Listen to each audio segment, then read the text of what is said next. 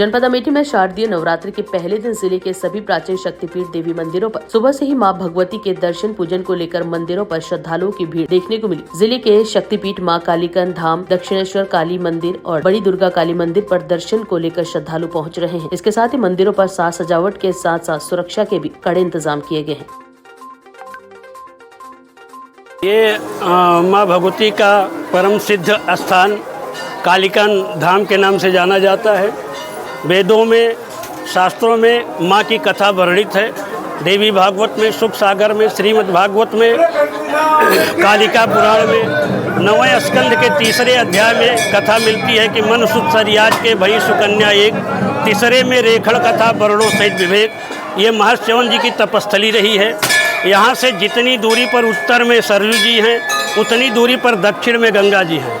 Ganga Sarju your मध्य अमेठी जनपदांतर्गते अमृत कुंड विराजिता। अमृत कुंड पर माँ भगवती विराजमान है।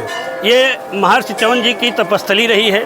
यहीं पर महर्षि च्यवन जी को युवावस्था प्राप्त हुई थी। यहीं पर महर्षि च्यवन जी ने अश्विनी कुमारों के यज्ञ में हिस्सा दिया था और यहीं पर महर्षि च्यवन जी की शादी भी सुकन्या के साथ हुई थी।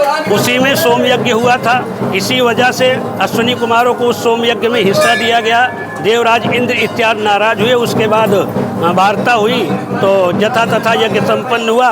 उसके बाद फिर माँ भगवती का आवाहन किया कि अमृत की रक्षा कोई कर सकता है तो शक्ति ही कर सकती है, क्योंकि शक्तिवर्धक च्यवनप्राश का आविष्कार यहीं पर महर्षि च्यवन जी ने किया था। इसीलिए से यहाँ पर बहुत प्रचुर मात्रा में आंवला पाया जाता है।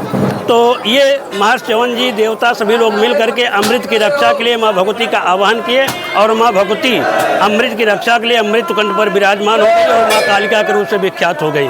इस बार नवरात्रि गुरुवार को लग रही है। नौका पर सवार होकर के माँ आ रही हैं और माँ इस बार नौका पर सवार होकर के आ रही हैं सभी भक्तों की मनोकामना पूरी करने के लिए।